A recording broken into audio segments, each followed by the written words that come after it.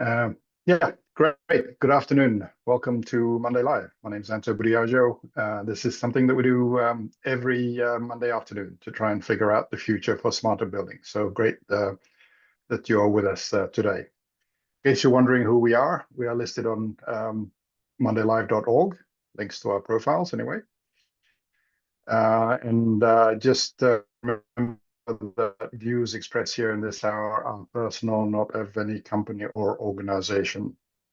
And let's make it interactive as possible on the Zoom chat, questions and comments. And if you want anything from this slide deck, it is also available on mondaylive.org. So this being May, we are in the middle of talking about commercializing the vision being what we have been generally talking about here in Monday Live and what we specifically talked about on the first of the shows in May on the 5th. So interesting sort of set of visions, so which is sort of elaborating on that. And so what we want to do today is do something that should be a little bit of fun.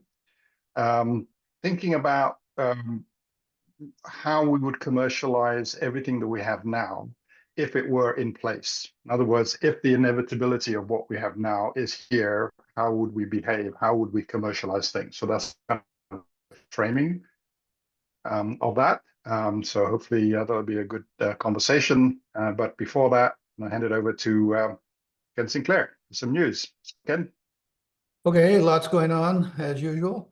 We are trying to globalize this collaboration, and we're a media sponsor of this BACnet event in India. There was some interesting pitter-patter that went on in the comments. Hans out of Germany pointed out where the back in BACnet came from, which was kind of an interesting story.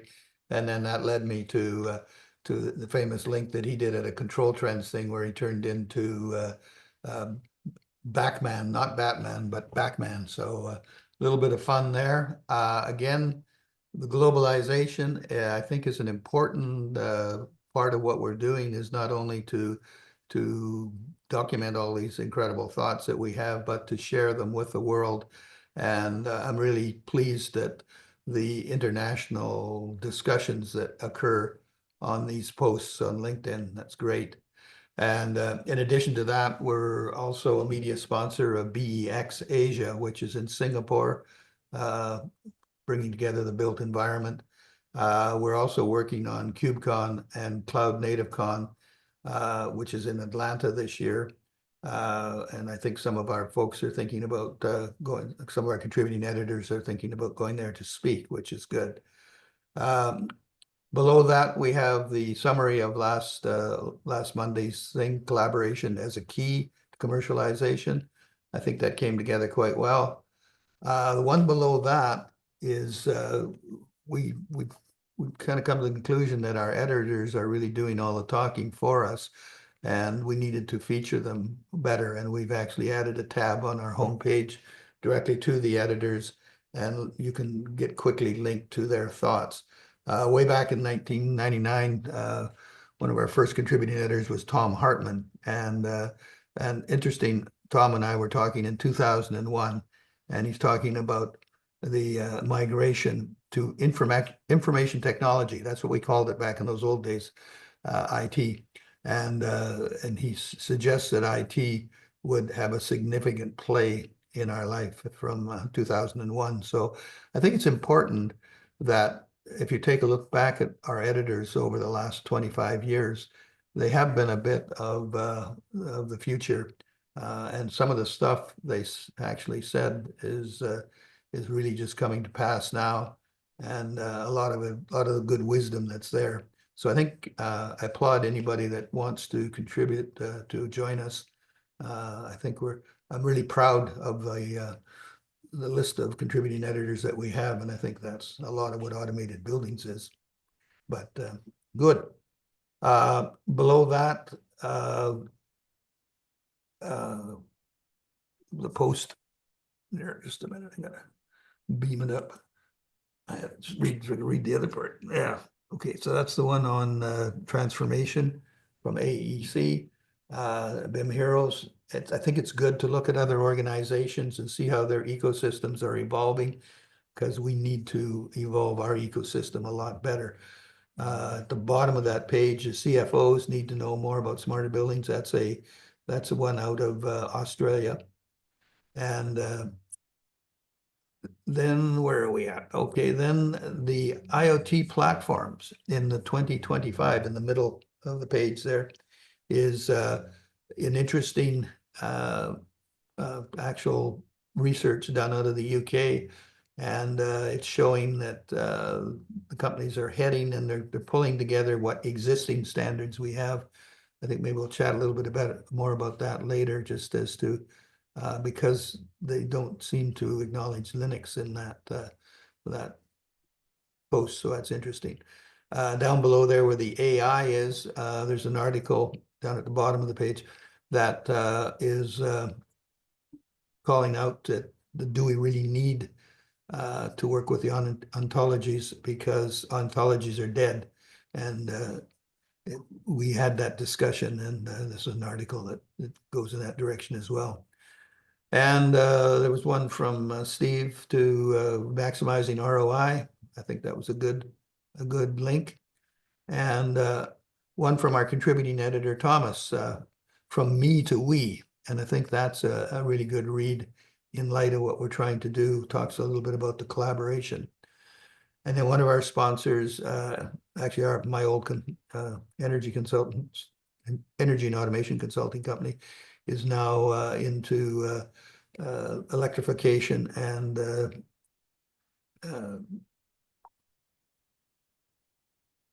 I'm missing the word there, but anyway, electrification and no. Anyway, there's a good resource there that tells you how to actually convert buildings from existing carbon. Decarbonization, I think is the word I was looking for. So Cool. that's Great. today's update. Back to Good. you. Are you That's a lot. going to That's a lot, Bex? Ken. It's a Ken? lot, Ken. Sorry, Sorry, Anton. Anno? Are you going to Bex in Singapore? BEX? No, we have to pick it. Actually, Kerry's considering going to Smart Buildings in London, so. Ah. But man, there's a lot of programs.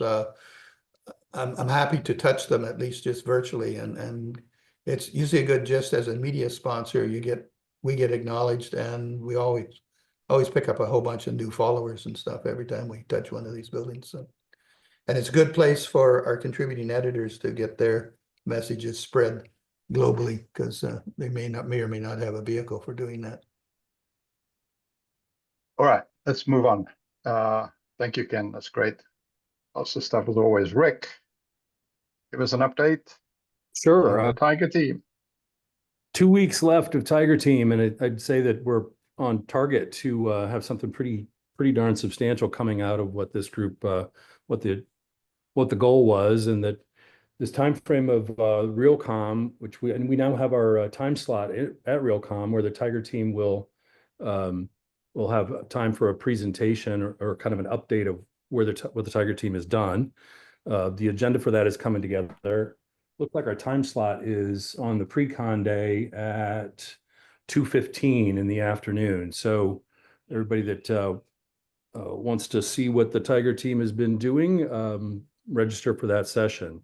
But this last Friday, there were 23, 24 people. Several of them are on this call. I see. We actually let Brian talk 2 weeks ago. That's the last time. No, he talked this week too.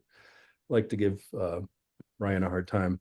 And it was 24 of the right people to talk about the relevance of ontologies and semantics, and to challenge what the usefulness of semantics and ontologies are.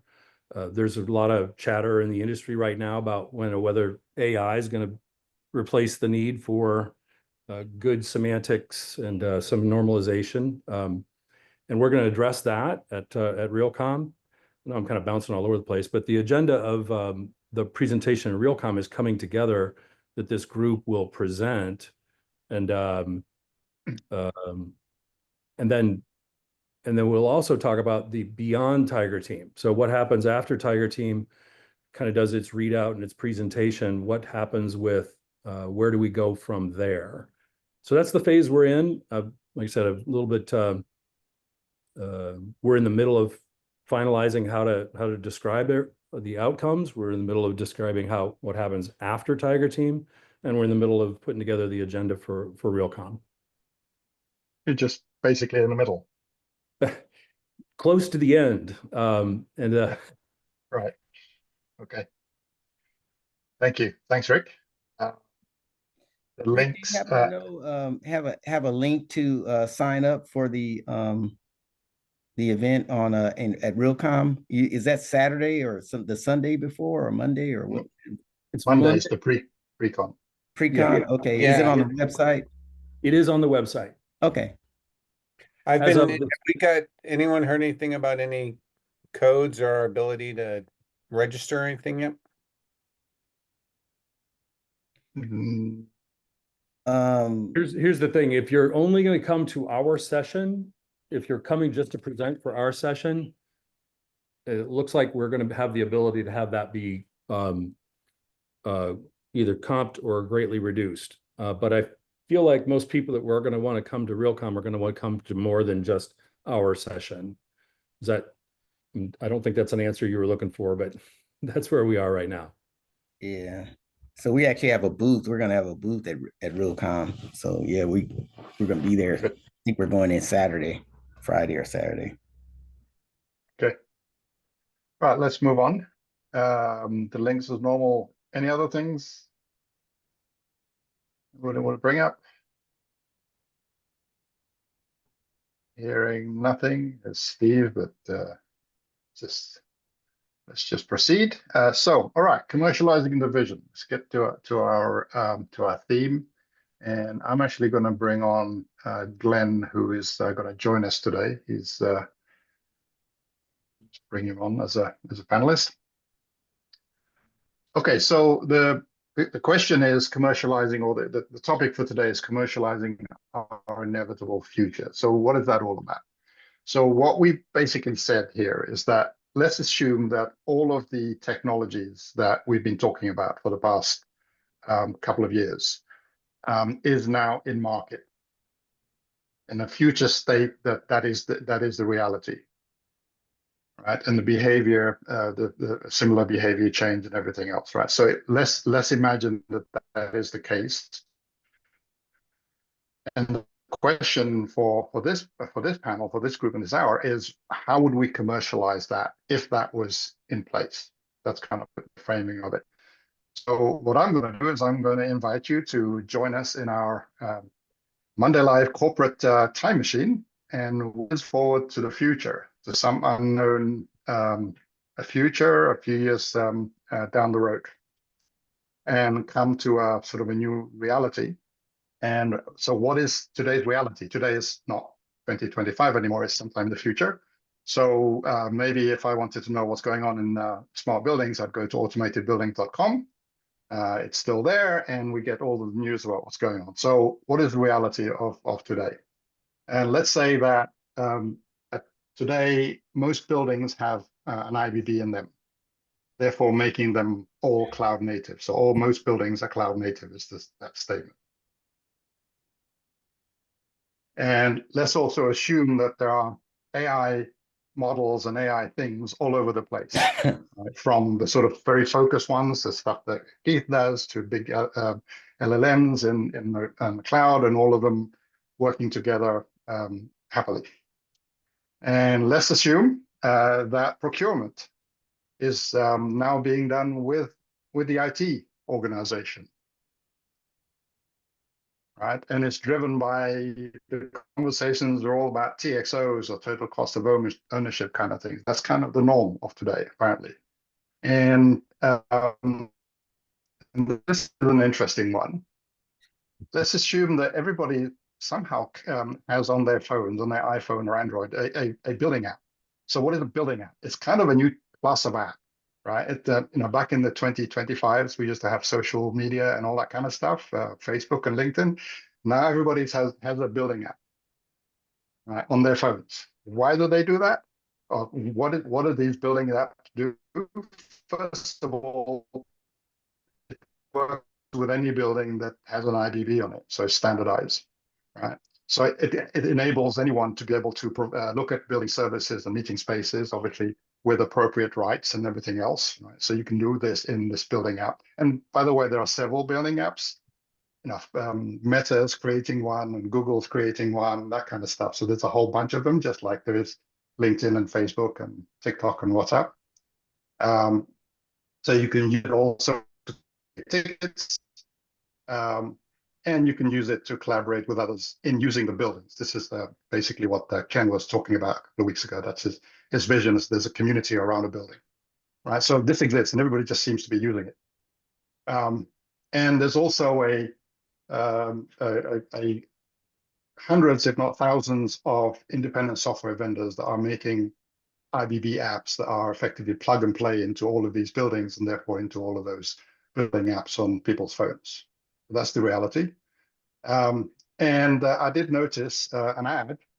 The Acme Corp has just come up with an IBB extended reality glasses, the 6G edition. So I'm going to put my name down on one of those. And I did think that I would check in with Jake, our friend Jake, and he is still happy driving his truck, working with IBB apps.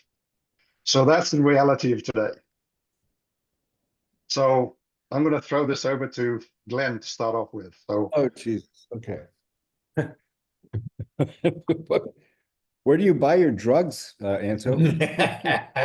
that's on the next slide. Yeah, I want to get some. That's part of the Yeah. app. Part of the community app is where to get good stuff. What if I took the position that this is not that far into the future? I mean, and this should be pretty easy to be doing already. And I mean, really, what causes the blockage that doesn't really have this happen? It just seems like the space lacks creativity around simple things. Obviously, I get the fact that there's certain enablement not really in place that allows us to be seamless and maybe more holistic, but you would think you could be here now. Yeah. Yeah. So how do we behave? What does it look? What does the market look like? What does the channel look like? What does AHR Expo look like? It's a little tricky here. I think you fast forwarded us quite a ways here, as opposed to, I mean, given that there's already apps and glasses and everything, it looks like everything's already commercialized in this view. So I'm not sure, you know, assuming all of this stuff is available, system integrators already know what their business is, and MSIs know what their business is, and so forth. So I'm what is bit that lost then? here on this So one. okay, I get that, Tracy. So if this is how things are, it implies that things are actually working. So whatever the channel is doing and whatever SIs exist are doing useful stuff and doing useful stuff with vendors. So what does that look like? If this is the reality, when was today? How far, to Glenn's point, how far in the future are you talking? we were specifically unspecific. Okay. Because if we put a number to it, then it becomes really awkward. Then we can argue about it. Oh, okay. I was going to say, because part of one of my programs is we actually have an XRS program, an extended reality services program, where we do XRS glasses today. We've got it deployed in, wow, probably some 5,000 facilities today, where we provide extended reality. In fact, we do more than XR. We do extended reality, but the latest one is AR. There's the big AR and the little AR, assisted reality services capabilities. So we already do that. AI models already doing that. Who's using them? I mean, who would be using them in this environment if you imagine outside of your? Yeah, so in my space specifically, what you know, from where I'm focused in on is and what we're doing today, we've decentralized the facility services that we provide, right? So that, and again, XRS is a good example.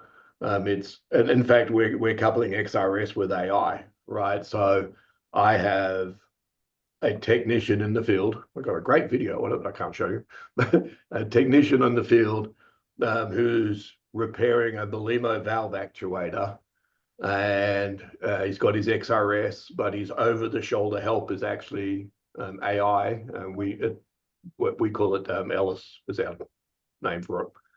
Over-the-shoulder AI that's giving him product sheets, you know, recommended actions, tracks that he actually does the job properly, tracks that he's not missed a step in the process. So that's Jake then, right? As Jake, he's running around fixing things all by himself with almost zero support from another person. I think the part that's sort of missing from this discussion right here is how all of the equipment in the building is evolved and how it's going to have AI agents as part of it that will actually interface with the IBB. Because we're kind of seeing that. I think it's Mitsubishi has the new Mitsubishi's actually come with an AI agent that basically tells you all the things you need to know. You basically talk to your car and it'll tell you that you can have a discussion with it as to whether the tires need air and all of that stuff, all of the things that it monitors. And I think that's kind of the lead. And the same thing would happen with the chiller and the boiler. I'd say it here. AI is everywhere, including the field. But carry on. Sorry. But what it's going to do is it's going to change the pieces of the building. We're either going to retrofit those pieces so that they can become AI models, or we'll buy new ones that will. So that's going to have a radical change on the whole industry. And you asked like how will it change AHR? And that would be one thing. Is right now everybody at AHR was talking about touching AI, but the next level is they'll be telling you how it makes it better. It'll also make the products better because they'll actually be able to monitor them in real-time performance and all of that side of it as well. So I think some way that the stuff that we touch and feel will almost change more than everybody's saying, that we're not all that far off of what you've prescribed here now. If somebody wants to do a pilot project, we can probably do 80-90% of what's on the screen. But the big effect is it's starting to change the manufacturers. And I think the other thing that's happening is there's a lot of cross-platform collaboration that's occurring. Just my humble opinions. I agree with that. And to some extent, almost nothing on this list is that hard to do today. And so to some extent, it almost gets back to that nobody thinks they have a role in organizing and whatever, enabling this kind of collaboration or mix of capabilities from multiple vendors. I mean, does anybody actually think this is their role? I'd say in our role, we've actually had requests to develop these types of right, but tools. So I mean, I would make the argument then that this is not far away, and the sooner somebody actually steps into that role in a more explicit way and is promoted by others. To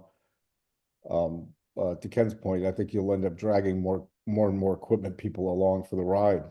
Yeah, nothing really technically preventing people from understanding what the state of these things are. Yeah. ThyssenKrupp has been doing this for a decade with Microsoft Azure. Like their elevators are actually ordering parts, and scheduling technicians. Can I access those elevators on my building app? Can I access those elevators on my building app? Well, it's just for the service technicians thus far. Yeah. I don't know what they've expanded it to include that. But yeah, I mean, the elevator technicians are actually being scheduled and dispatched by the AI, and they've been doing that for about 10 years now. Yeah. But guys, the point of this, I think, is we got to bust through the silo walls. The whole idea is that the future has every silo with where the data is AI ready and available to any other silo Right. by design, out of the box, no special anything required. In other words, it's open, right? So you don't have to pay any special license fees. It just is. And so to me, yes, a lot of this stuff can be done. No, it has to, it should be, the whole notion is to get the plug and play for no extra charge, because everybody has agreed to make their data accessible in a manner in which it's immediately AI ready, such these applications can get access to the data, number one, and number two, the silos can interoperate if needed, if desired, without a human being involved, right? So those are the two requirements at the end of the day, is that the data is available to apps and that the data is interchangeable or interoperable between and among different silos. To me, that's what we got to stay focused on here. And what I think what Anto has done here is, in my mind, is he's trying to describe it in his words versus the words I've just shared. Right. But the Thanks, Brian. Appreciate it. That's some crack stuff right there. I'm coming over, Steve. I'm coming over. Well, at least we could put smiles on faces. That's Oh important. man. always humor is the last line of defense before insanity. Yeah. So Glenn, you've been watching the industry, for decades now. This and other sort of similar industries, right? So how do you think the industry, meaning the sort of the big vendors, some of them are obviously, as Keith was saying, have been sort of dipping their toe into this with some technology, but when the whole industry behaves in a completely different way, what's going to happen there? Well, I think the deal is what this industry seems to have always lacked is either a big horizontal vendor, I don't care if it's Microsoft or AWS or the man on the moon, that understands enough of this that they actually organize to help enable this and push it along. Because it doesn't literally happen all at once where everybody signs a form and says, okay, here's my data. It happens, I think, by degrees over time, but we're there, definitely there. So, my joke has always been, there's always been an overworld and an underworld, and this is the underworld where it's ruled by product baskets and product scope and account control and all that bullshit that comes from the big OEMs. And then in the overworld, like Cisco in the 90s said, we'll all get richer faster if we all agree to do this the same way. And so it would help if there were a big, giant horizontal vendor at work in this story, but it doesn't have to be that way, but it's certainly not going to be the OEM. So maybe just making more of this, the fact that this is not very far away and making that visible to people.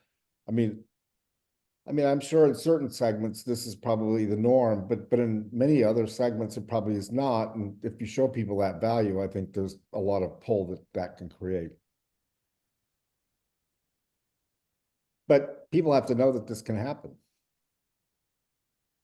Is that really the problem? Is that visibility is not there and everybody's I don't know. This is like going to an AA meeting, not beaten, not loved. assuming that it has to be the same old way?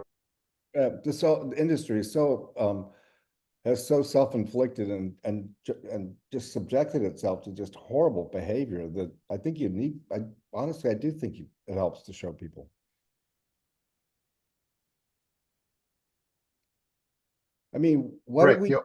What have we done over time with open systems and open data in the building space that was like a facsimile of what you put on this page, and that people could touch it and feel it and do it. Like going to the World's Fair and 1492 or something. I mean, just something that makes it much more tangible to people. The integration of, real estate data, operational data, things that are going on in the room. But where can you go see that today? Well, there are places to be able to see it, as Anno was describing. If you are a CBRE customer, you can actually see some of this stuff in play. What we're trying to do with the Linux Foundation is accelerate the ability to see an open source version, or as open as possible, or open source based versions.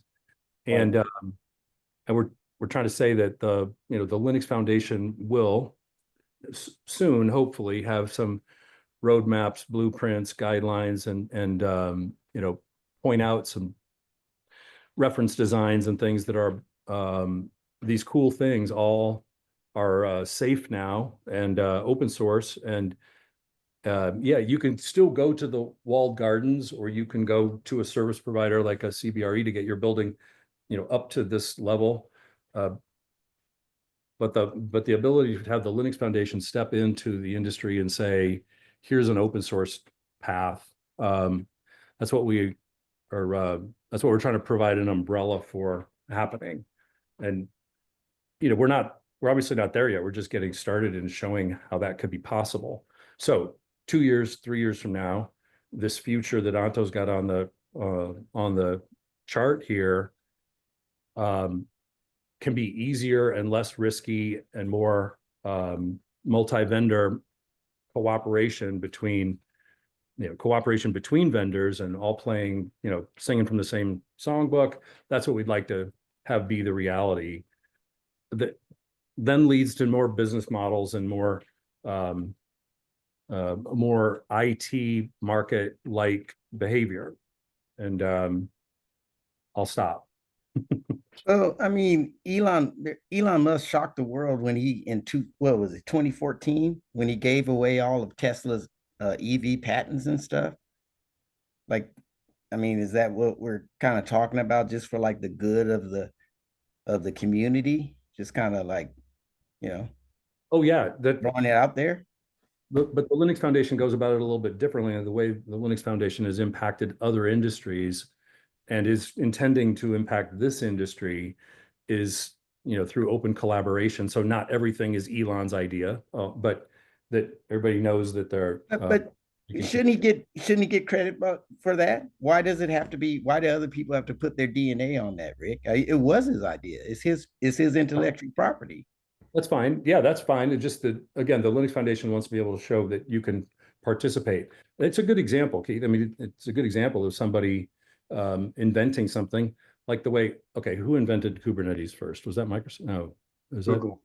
That Google? It was Google. Yeah. Google invented Kubernetes and then gave it to open source, similar to how Elon invented everything. PayPal, the whole internet, right? Just that. Rocketry. Sorry, can we not give this man a Al Gore award? Oh, I have no love lost for him. I know. I I just respect what he's done, though. What say you, Jim, to all of this? I'm always interested. So if I look at, the postulates you've put up on the left part of the screen, Anto, where I come out is, what are the effects, the external effects of society on this industry that we're not thinking about? And, for instance, is COVID and the, wrecking ball that it created, and the, frankly, less need for buildings. And I see, a lot of large demographic trends, aging of the population, declining of the population size. And I think that's going to lead to abandon and empty buildings and focus on higher quality buildings. And I also think that the lack of personnel that will be able to service these buildings, and I think that even a lot of people will be going into the HVAC maintenance field, I still think there's going to be a tremendous shortage of people. Yep. So what I see is a commoditization of if the technology is all done, it will eventually recede to like the 110-volt socket. It's there, everybody uses it, it just works. there's not going to be a lot of ability to differentiate in the industry from that. But the action then moves to how do you service the buildings, right? How do you field the personnel and the people to do that? And I think these technologies are a great way to do that. And potentially firms like Anno's firm or others will have an opportunity to grow and consolidate in certain sectors. And maybe people will carve out areas of expertise and complex building types, or people like Tracy's business where they carve out expertise on, once again, not building, but maintaining and operating these facilities. So to me, that's where a lot of the action is. Pretending that the bid and spec business of building buildings is what's going to be interesting in the future, I think is a fallacy. Yep. So one of the line items on here has using TXO to make decisions. That's total cost of ownership. I've been arguing for a decade that if people realize how much inefficiency was in their real estate, if we just bring that to the surface and then point out technologies that could actually make them be 30% more efficient with their capital, their operations and maintenance and energy, that acceleration of modernization will happen. So I'm not saying the construction of new buildings, but the rebuilding of the inventory to be more efficient will commence in a big way. And that number is a really big number of how inefficient the real estate is. And so in a couple of years, the tools will be there to do something about it finally, not just to calculate how inefficient my real estate is, but to actually do something and then be able to use that overall savings, we'll call it, to be more competitive in the market or to be more attractive to the people who use your building or such. And that, I think, is going to drive a huge amount of capital injection so that the flight path of the total cost of ownership can be adjusted to a more logical, technology infused total cost of ownership. And who does that? Who does the building owner work with to do that? This is why architects and engineers are so excited about this future, is because they're going to have a role in showing how all is possible. It won't be, I don't believe it'll be today's systems integrators. Some of those systems integrators will evolve to be more hand in hand with the architects and engineers to redesign the place from scratch. I'd like to sort of start another path, a parallel path to what you guys are talking about, is that our buildings are a collection of a whole bunch of OEM silos. And the OEM people are now acknowledging what AI can do for them. It can make their maintenance. They can actually control their warranty. The production of their products, all kinds of things are greatly affected by AI.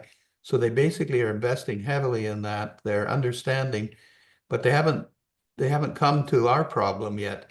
They're still working in isolation. They're building their product. They're building self-driving products that were never imagined to actually fit into buildings and basically adapt and play nicely with all the other systems. And I think we're in that space where we're trying to coordinate and pull together all the systems. And so they're coming in, and in my mind, they're creating virtual silos. And we need to hit them on the nose and say that you are an autonomous product. You have to be able to drive yourself autonomously through our building, because you have to play nicely with the people in our building, and you have to play nicely with the other equipment in our building. So that's kind of an interesting thought, I think, is that's, again, that we never have a technology problem. We always have more of a political problem. And now what we're seeing is they're starting to spin off, and they're saying, oh, well, we'll just provide cooling as a service.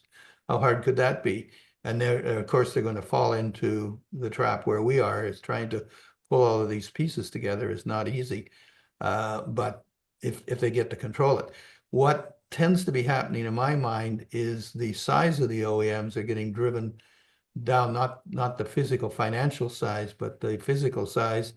The central systems, I think, are in danger of disappearing from our industry, and we're going to see more of a unitary approach. And the unitary people seem to be more susceptible to having their equipment react autonomously and in an AI manner.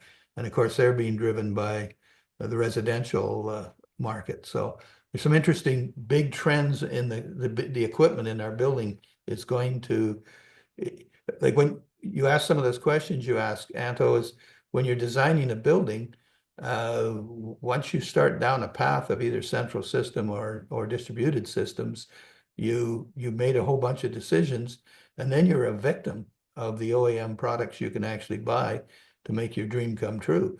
And the trying to get them to respond is difficult. And the only successes I'm aware of in the past is where the systems integrators have had the power or had the insight within their companies to actually buy products and force the manufacturers to supply them with open data. This was, of course, before the notion of Linux.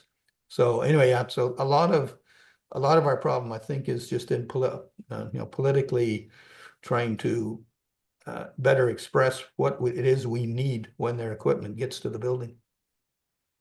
I think Greg Powell raised a great question on the message. I mean, it's kind of scary, right? I mean, for us, especially as small, innovative startup companies, like, what if I just said, okay, for the good of the industry, I'm going to give away our IDL, our plug and play IDL. Like, man, I mean, the prospect of being, cudgeled to death by some of the large incumbents just for, creating a environment of mutual assured destruction where you're actually opening up that interoperability is very scary for someone like me. I mean, if I was gonna ever do this, I would want to partner with 1,000-pound, multi-billion-dollar conglomerate to kind of give me some cover before I do that. I would never do that as a small startup company, vulnerable startup company. When you say do that, Keith, what do you mean specifically? Don't charge for our idea. Just give it away. We're not, nobody, I don't want Nobody's to, saying that. we're not saying that. We're saying that the idea will be interoperable with somebody else's idea. That doesn't mean either one of them are free, but they're both using the same standards for, or it's underlying standards. So you build and sell IP that's based on more standards and interoperability. But how are you going to get past the single, everybody has their own thing. So how are you going to get past that to where it's 2 or more people adopting that standard? That's the problem. Yeah. Right. That's what we're doing with Tiger Team, and that's what we're going to do with other parts of the tech stack, is just get the community to come together around a common way of doing things. And then the innovation flourishes on top of that. And there's college classes and textbooks that talk about the impact of standards and how standards impact industry and accelerate the innovation, not destroy intellectual property or destroy value. So this is Field of Dreams type stuff. If you build it, I am from Iowa. Yes. Okay. I have been to the Field of Dreams. I didn't know you were from Iowa. I don't know if I can think of you the same now. Is it possible to set up a sandbox to demonstrate this over the next year or two? Is there a way to go organize this so it's much more tangible, visceral, understood? Well, in many ways, the work of the IBB project Yeah, over the last couple of years has been doing that. It's already been done. And it's been doing that as part of learning and also figuring out how best to do things. Yeah, I guess, Anto, I would argue that what's going on Basically. right now with the Tiger Team, it would be the next version dot 3 Mhm. of the IBB would reflect the learnings and the agreed upon direction of the Tiger team.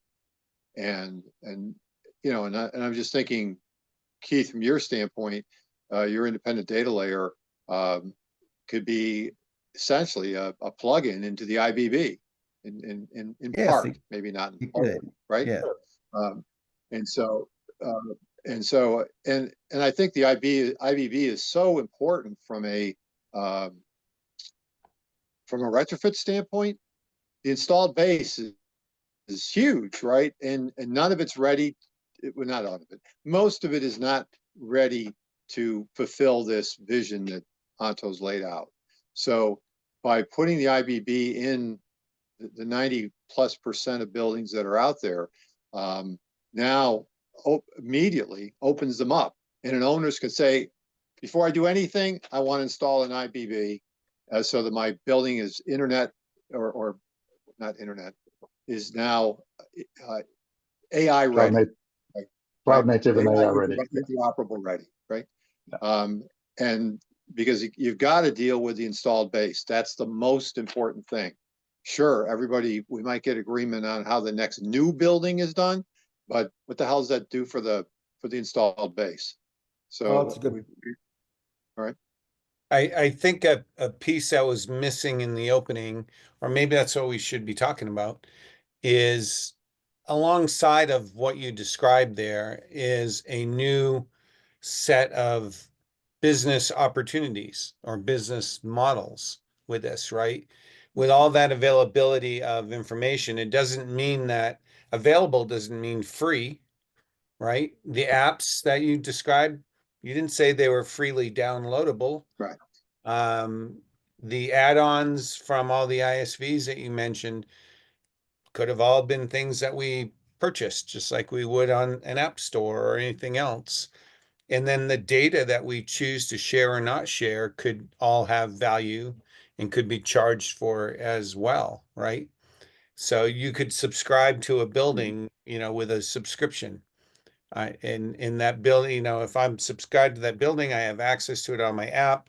I have access to the assets. I can do certain things within the building when I'm there based on my credentials and so on and so forth. So I think there's a whole sort of business model side of this that has to evolve along in parallel.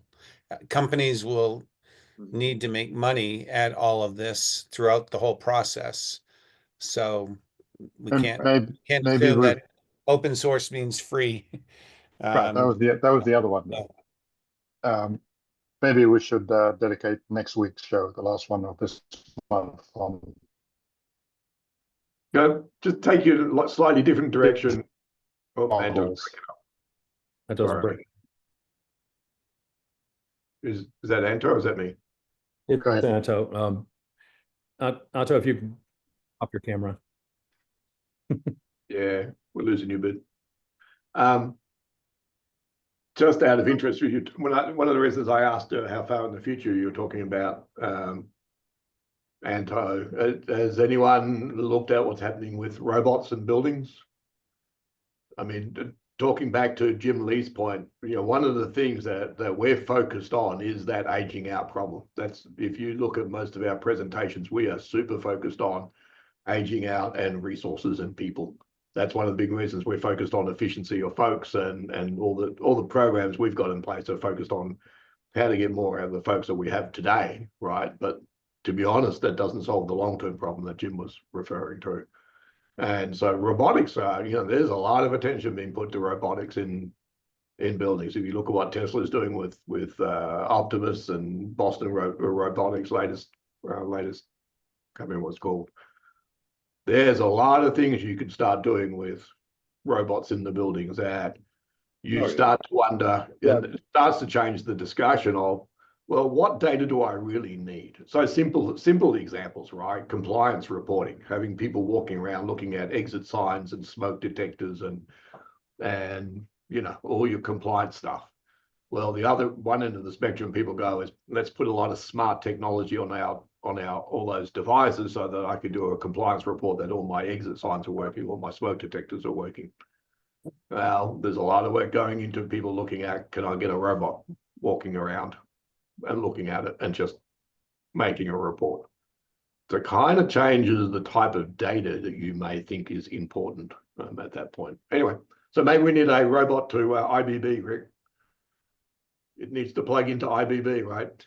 As long as it can do the cat door function, then Yeah.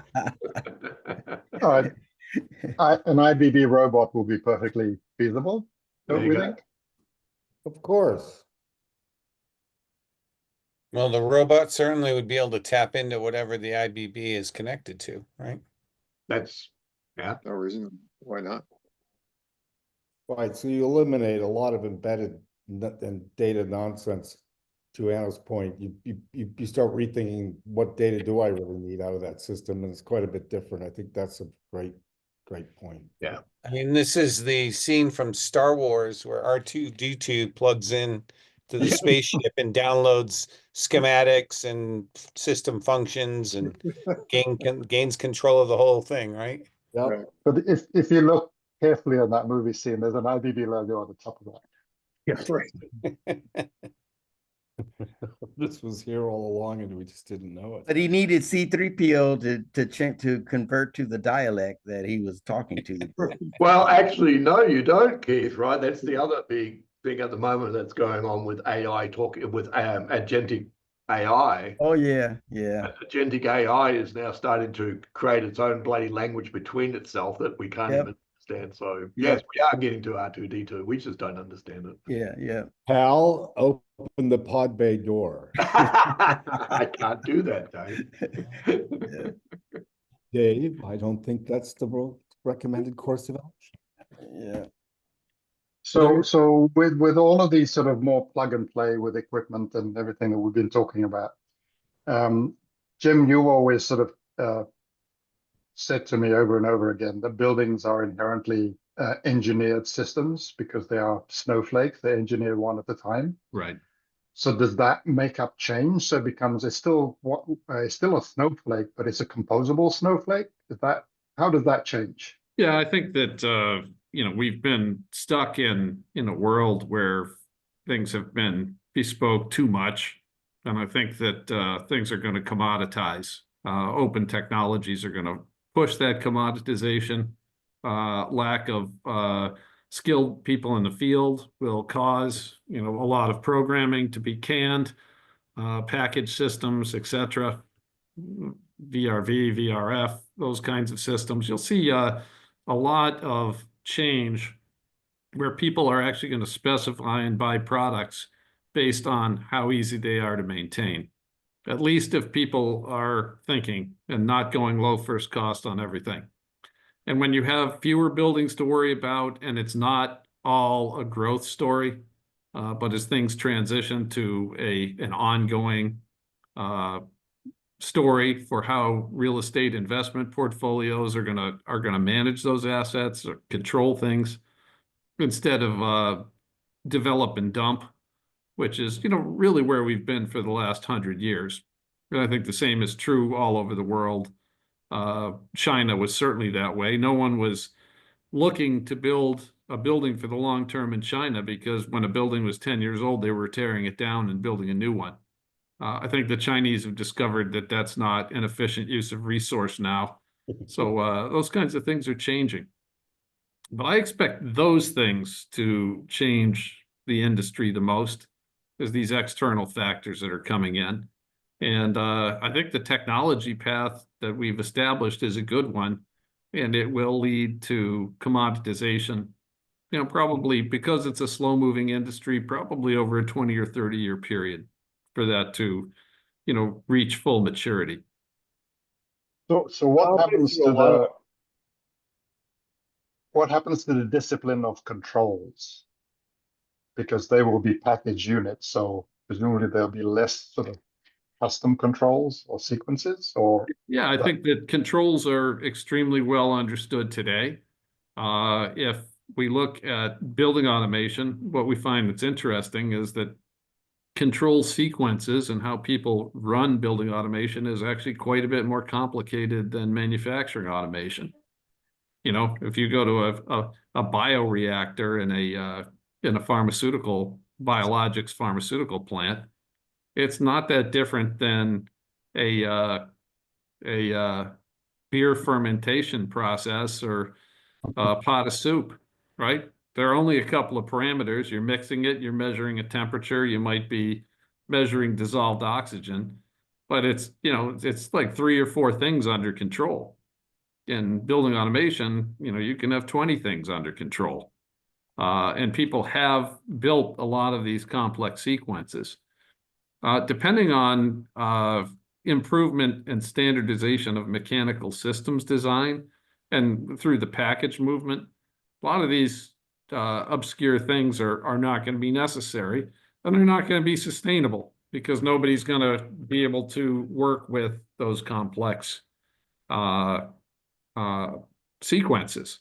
So if you know that the sequences are going to run like crap because you don't have anybody to do them, maybe you use a slightly less efficient mechanical design that can't be broken by the underqualified staff that you have. And those are logical things that could play out in the industry. Is it good? Is it efficient? Maybe not, but it works. That's reasonable. But also there's a move towards standardizing sequence of operations and all the ASHRAE work. I think it's very far along, and people would be crazy not to use it. And as you know, the ontologies and metadata standards mature, people would be crazy not to use it. It'll just help automate all this stuff, and AI can clean up the rest. Yeah, we're actually working with LBL and Dr. Jessica Granderson on some of that stuff, and Sure. along with the ASHRAE sequences of operation standards.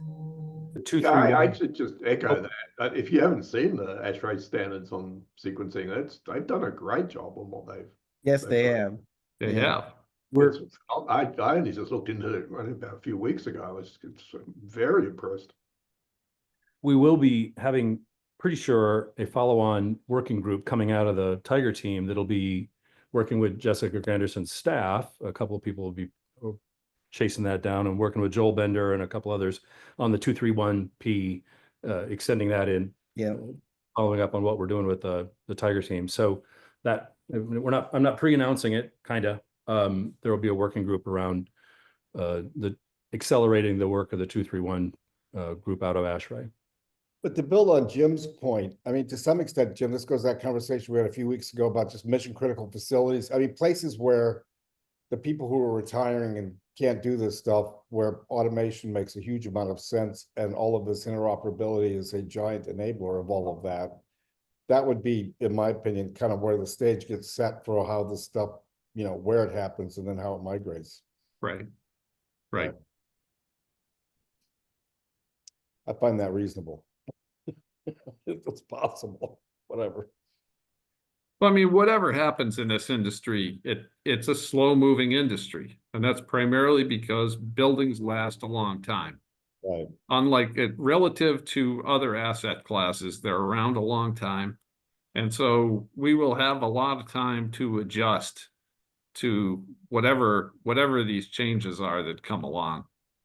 But I think that you know, pretending that we're all going to be arguing over how to add value to control systems, eventually that becomes a commodity, pure and simple. It becomes a commodity in standardization.